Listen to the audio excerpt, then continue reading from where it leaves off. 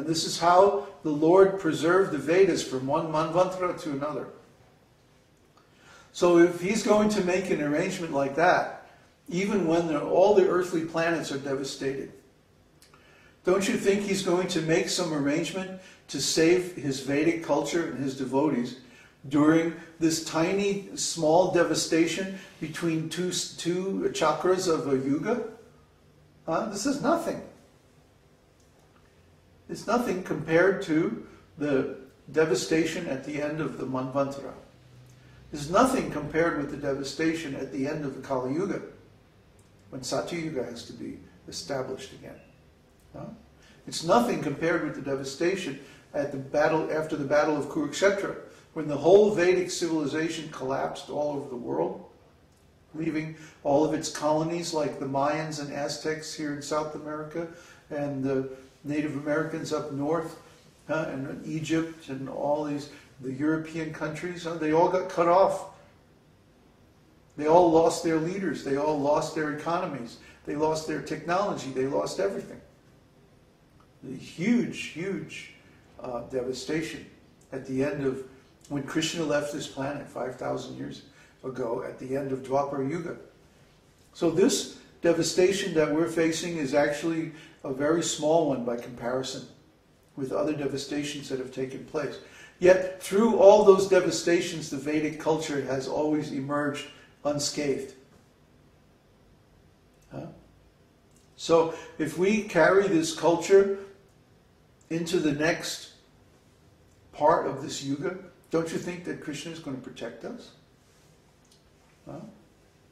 So right now, his protecting us is in the form of inspiring us with intelligence, how to analyze, how to fund our project. We're just a couple of weeks away from having a software tool that can literally raise any amount of money that you could imagine. We're going to have to, in fact, we're going to have to throttle it. We're going to have to hold it back so that it doesn't attract too much attention.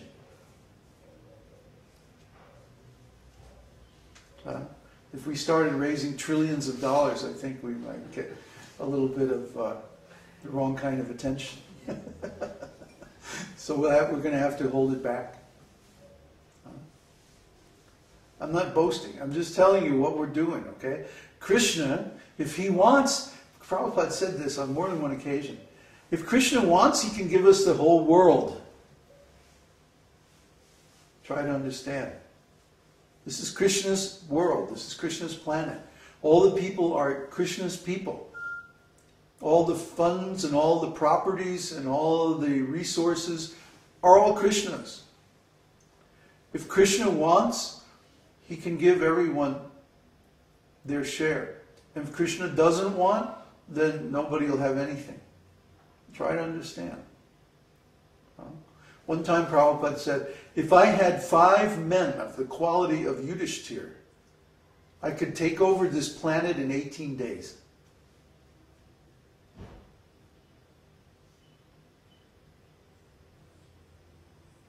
One time, I posted this story this morning, but I'll tell it again.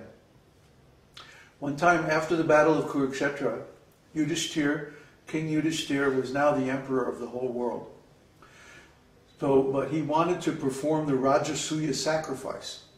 The Rajasuya is a sacrifice where a king declares himself the emperor of the world. And anybody that does not agree, then he has to conquer them. And they have to pay tribute. So the procedure is that the king lets go what's called a challenge horse in each of the 4 directions. A horse can wander anywhere that it wants. And if it wanders into another king's territory, the king has to pay the tribute to the emperor. If not, he can capture the challenge horse. And then there's a battle. And whoever wins the battle, then they get that control of that kingdom. See, these guys are playing for keeps. They're not fooling around. So they released these 4 challenge horses, and Yudhishthira's 4 brothers went along with the challenge horses with their armies in all 4 directions. And they conquered all of the territories. Anybody that gave any resistance, they just smashed them. So when the horses then were brought back along with all the tributes, they counted up all the gold and all that, but there still was not enough gold to perform the Rajasuya sacrifice. This is described in Mahabharata, this history.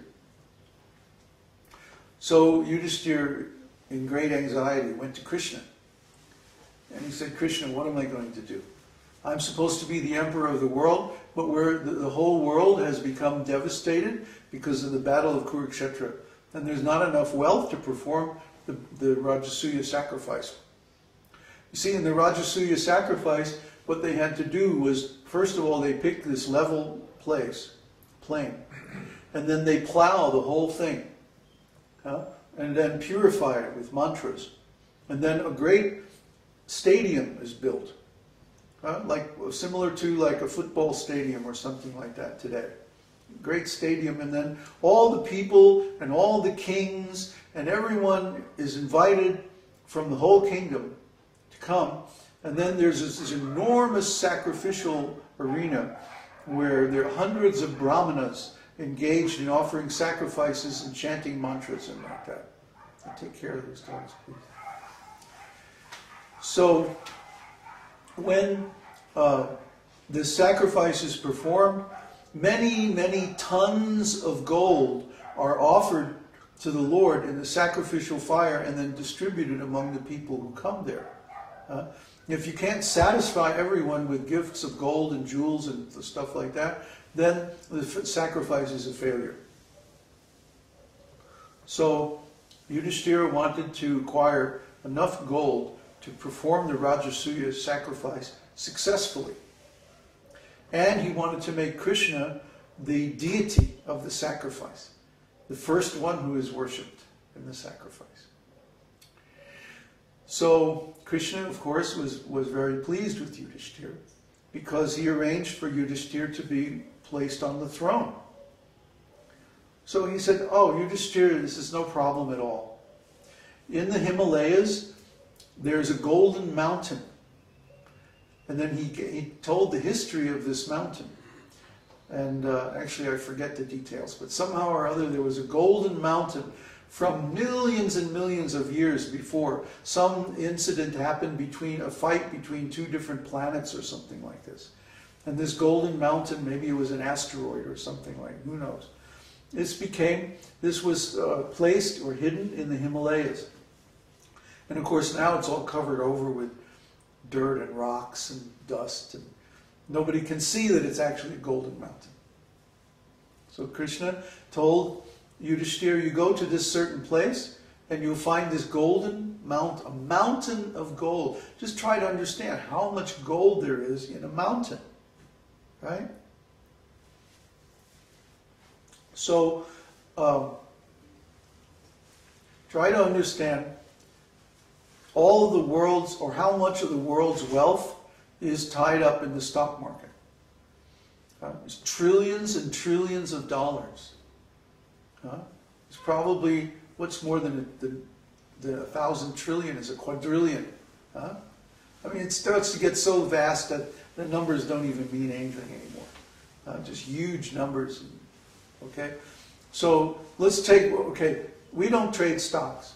We trade futures. We trade one particular future which is called the Dow E-minis. It follows the Dow. The Dow is simply the total of the 100 top stocks in the stock market. So it's very volatile, goes up and down a lot. Like just the other day, what was it? Went like a total of 600 points, up 650 points or something. And on our security, each point is worth $5. So let's say that you were totally able to read the future, and you knew that it was going to go up 650 points. And you bought just at the right time at the bottom, and you followed it all the way to the top, and then you sold. How much money would you get? What's 600 times 5? $3,000 per contract. $3,000. Okay? $3,000 per contract for a whole day of activity. No? But now consider this. In every hour there are 61-minute bars.